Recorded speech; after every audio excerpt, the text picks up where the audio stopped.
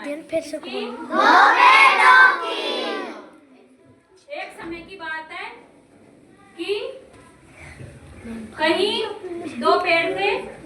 एक किसका पेड़ था? आम का। एक किसका पेड़ है? बादाम का पेड़। जो ये आम का पेड़ होता है ना, ये बहुत विनम्र होता है, और ये जो बादाम का पेड़ है ना, ये बहुत बड़ा मयंक जब कोई पंछी आता है और आम के पेड़ पे बैठता है, ये क्या करता है? अरे अपने ऊपर सभी को बिठा देता है और जो ये बादाम का पेड़ होता है, ये किसी को बैठने नहीं देता। हाँ, तो तभी एक समय की बात इन दोनों पेड़ों में क्या हुआ, पंछी आए और जब बादाम के पेड़ पे बैठना चाहे तो बादाम ने क्या कहा, मैं तुम्हें नहीं बैठने दूंगा। क्योंकि तुम इस पे क्या कर दोगे, बीट कर दोगे और मेरी टहनियां क्या हो जाएगी, गंदी हो जाएगी। तभी पंछी उड़ते हुए गए और कहाँ गए, आम के पेड़ पे गए और वह उन्होंने कहा क्या आम भैया हम आपके ऊपर बैठे सकते हैं। तो आम ने क्या कहा, हाँ आप हमारे ऊपर बैठे सकते हो। तो उसने आम ने पंछियों को अपने ऊपर बैठा दिया। करण भैया लड़की है। थोड़े दिनों बाद में क्या हुआ कि कई राहगीर चल रहे थे, जो उन्होंने सोचा ये पेड़ कितना सुंदर है, क्यों ना हम इसके नीचे आराम करें। तो उन्होंने कहा नहीं नहीं, मेरे नीचे मैं आराम नहीं करने दूंगा। तुम इसके नीचे गंदगी फैला दोगे।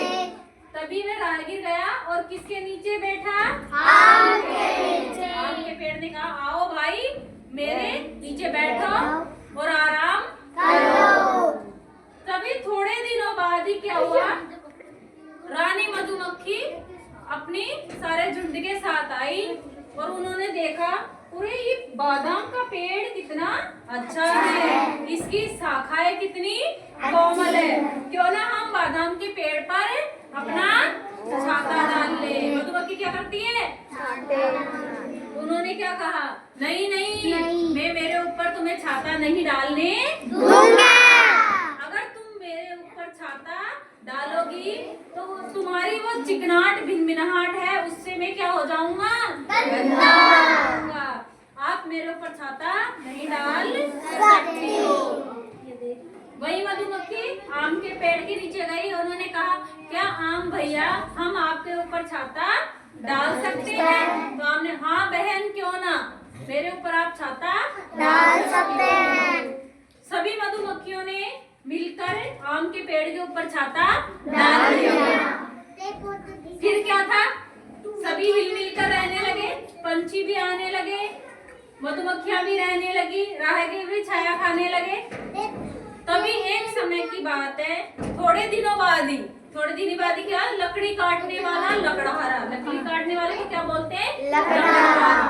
तो लकड़हारा आया और उसने देखा कि अरे यहाँ दो पेड़ है, इसमें से ये जो बादाम का पेड़ है वो कितना सुंदर है, कितना अच्छा है, इसकी टहनियां भी कितनी कोमल है, क्यों ना मैं सबसे पहले इसी को काट दूं।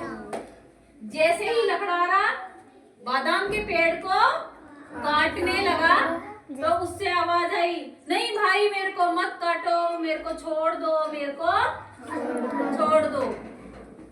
तो फिर उसने पास ही खड़े आम के पेड़ ने कहा कि आज बादाम के ऊपर कोई ना कोई संकट आया है, हम जाकर उसकी मदद करते हैं। आम का पेड़ किससे बोलता है, मधुमक्खियों से। वो कहता है कि रानी बहन आइए, बादाम के पेड़ पर संकट आया है, हम उसकी जान बचाएंगे।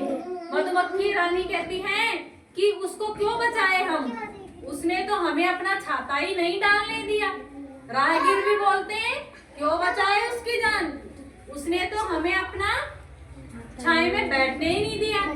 फिर चिड़िया कहती है क्यों बचाए उसकी जान, उसने तो हमें अपने ऊपर बैठने ही नहीं दिया। फिर आम का पेड़ बड़े विनम्र से बोलता कि बहन जिस प्रकार मैंने आपकी भलाई करी, आपको मैंने छाता डालने दिया, वैसे ही क्यों न क्यों ना हम उसकी जान बचाए। किसकी? बादाम के पेड़ की। तो वह गए और उन्होंने इस बादाम के पेड़ की जान बचाई।